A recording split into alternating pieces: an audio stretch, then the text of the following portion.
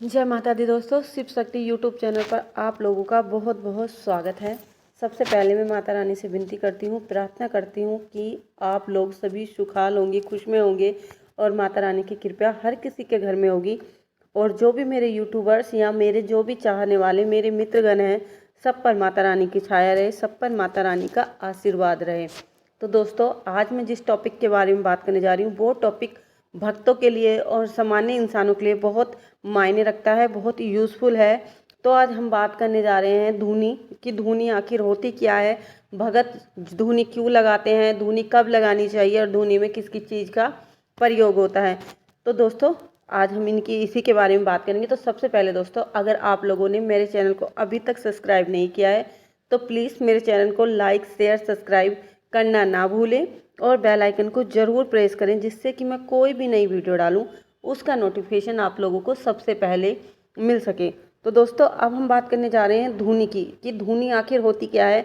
धुनी प्राचीन समय से मतलब पहले समय से ही देखने को आ रही है कि कई पहले लोग क्या करते थे कि रात को सोते समय अपने घर में धुनी लगाते थे। धुनी मतलब करछी डाल के धुआं से उठा के तो वो धुनी लगाते थे।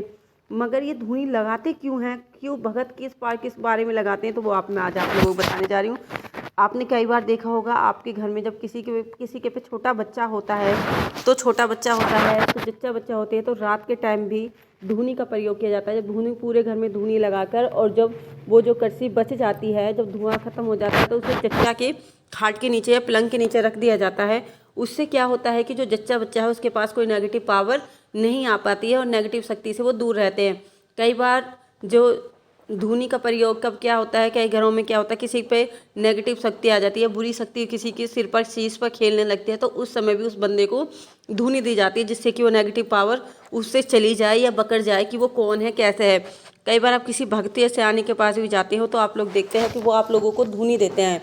कोई तो 11 दिन के लिए देता है, कोई 21 दिन के लिए देता है, कोई 31 दिन के लिए देता है। हर किसी का हर घर में प्रयोग होता है। तो कई बार आप क्या देखते हो कि जब तक आप धुनी देते हो, जब तक आप उसके नियम पालन करते हो, आपका जो बंदा है जिस पे नेगेटिव पावर थी वो बिल्कुल ठीक रहता है। मगर जैसे ही आप बंद कर देते हो उस पर धीरे धीरे असर होना दोबारा से शुरू हो जाता है। इसलिए आप कोशिश करो कि धुनी में ज़्यादा खर्चा नहीं आता है तो आप इसे डेली देने की कोशिश करो कि आप इसे डेली शाम को अपने घर से लगा सको।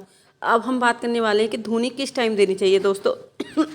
धुनी हमेशा शाम के टाइम धुनी हमेशा शाम के टाइम देनी चाहिए। और शाम के टाइम भी किस टाइम पर देनी चाहिए, तो दोस्तों मैं आज आप लोगों को बताने जा रही हूँ। धुनी हमेशा शाम के टाइम लगानी चाहिए। जब अंधेरा हो जाए उस टाइम आप लोगों को धुनी लगानी है। धुनी का टाइम होता है 7 से 8 बजे के बीच आप धुनी लगा सकते हो, क्योंकि उस टाइम अच्छा होता है, क्योंकि अंधेरा होता है तो आप उस टाइम धुनी लगा सकते हो। और जब धुनी आप लगाते हो तो आपका पूरा घर पवित्र हो जाता है और जितनी भी नेगेटिव पावर है वो आपके घर से चली जाती है, निकल जाती हैं और आपके घर में सकारात्मकता आती है, आपके घर में सकारात्मक विचार आते हैं। और ऐसा करने से आपके घर में किसी भी प्रकार की नेगेटिव पावर नहीं होती है। ऐसा करने से भगवान जी भी बहुत खुश होते हैं, बहुत प्रसन्न होते हैं। तो चलिए दोस्तों, अब हम बात करने जा रहे हैं कि धुनी में किस किस चीज़ों का यूज़ किया जा सकता है और उन चीज़ों का क्या क्या बेनिफिट है। धुनी में हम जिन जिन चीज़ों का यूज़ करते हैं वो है लोहवान। अगर आप लोहवान की धुनी घर में लगाते हो तो जो लोहवान की सुगंध होती है वो बहुत प्यारी होती है, आपको बहुत अच्छी सुगंध होती है। और लोहवान की धुनी अगर आप घर में लगा रहे हो तो आपके घर में किसी भी तरह की बुरी से बुरी नज़र क्यों ना हो, वो धीरे धीरे कट जाती है और एक लास्ट टाइम तक वो बिल्कुल ख़त्म हो जाती है। और जब आप लोहवान की धुनी लगाते हो तो जिस बंदे के ऊपर नेगेटिव शक्ति होती है उस बंदे को वो धुनी की जो महक होती है, स्मेल होती है, वो अच्छी नहीं लगती है और वो कहता है कि इसे क्या जला रखा है, इसे बंद करो। तो आप लोग ये आराम से समझ सकते हो कि उसके पास उसके शीश पर किसी नेगेटिव शक्ति का साया है या किसी नेगेटिव पावर उसके शरीर पर है। और ये धुनी लगाने से घर में नकारात्मक शक्ति नहीं आती है। और लोहवान की धुनी लगाने से माता लक्ष्मी जी बहुत खुश होती हैं। और दोस्तों, हम किस किस चीज़ का यूज़ कर सकते हैं, हम धुनी में यूज़ कर सकते हैं गूगल की धुनी लगाने से आपके घर में बुरी पावर्स तो नहीं आती और आप पर कोई कर्जा हो या कुछ भी हो, अगर आप कंटिन्यू धुनी लगाते हो तो आपके घर में वो धीरे धीरे वो उतरने लगता है और धीरे धीरे वो एक दिन समाप्त हो जाता है। और क्या क्या चीज़ों की यूज़ कर सकते हैं, और हम यूज़ कर सकते हैं लोहवान चौप गंधक भी धुनी लगाना अच्छा माना जाता है। वो भी जो नेगेटिव पावर्स होती हैं उनको समाप्त करती हैं और आपके घर में सकारात्मकता लाती हैं।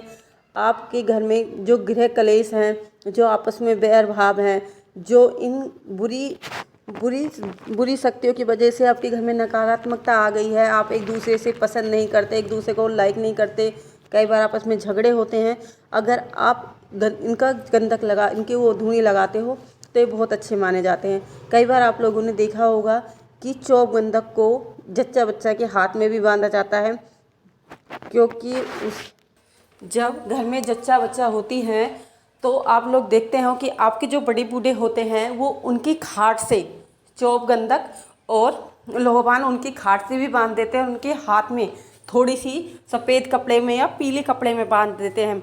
ऐसा बांधना शुभ माना जाता है और ये सब बांधा हुआ 1.25 महीने तक मानते हैं, क्योंकि आप लोग जानते हो 1.25 महीना तक सोबर होती है घर में, और सोबर के टाइम ये जो नेगेटिव पावर होती हैं ये उन लोगों पर ज़्यादा उस टाइम ज़्यादा एक्टिव होती हैं, वो उस टाइम उनको चोट पहुंचा सकती हैं, इसलिए उनके हाथ में चौक गंधक बांध दी जाती है और लोहबान बांध दिया जाता है, जिससे कि नेगेटिव पावर्स उनके पास ना आए।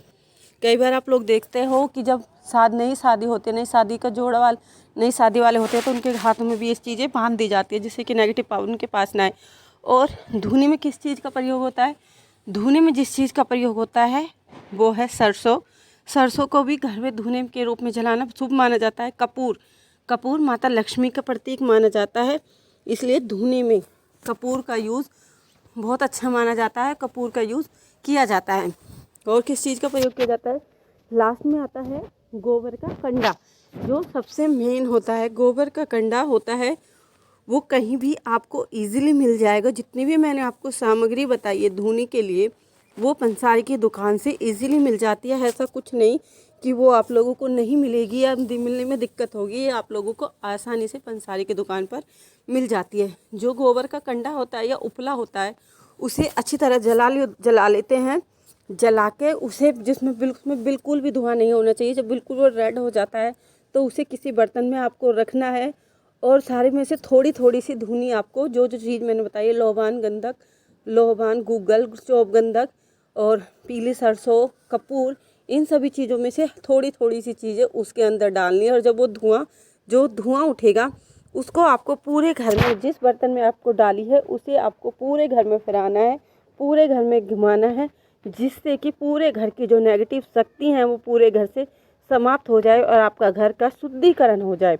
तो दोस्तों आप मुझे उम्मीद है जो मैंने आपको आज धुनी के बारे में बताया है वो जानकारी आप लोगों को अच्छी लगी होगी, समझ में आई होगी। और मैं धुनी लगाना कोई बड़ा काम नहीं है। धुनी आप लोग हो सके तो डेली शाम को सोने से पहले अपने घर में धुनी लगा कर सो, जिससे कि आपके घर में कोई नेगेटिव शक्ति या नेगेटिव पावर आपके घर में आपके आसपास भी ना आए। तो दोस्तों आज के लिए इतना ही। हम लोग मिलते हैं अपनी अगली वीडियो में। उस टाइम तक के लिए जय माता दी। दोस्तों अगर अभी तक आप लोगों ने मेरे चैनल को लाइक शेयर सब्सक्राइब नहीं किया है तो सबसे पहले मेरे चैनल को लाइक शेयर सब्सक्राइब करें, बेल आइकन को प्रेस करें, जिससे कि मैं कोई भी नई वीडियो डालूँ उसका नोटिफिकेशन आप लोगों को सबसे पहले मिल सके। तो बस आज के लिए इतना ही दोस्तों। हम मिलते हैं अपनी अगली वीडियो में। उस टाइम तक के लिए जय माता दी।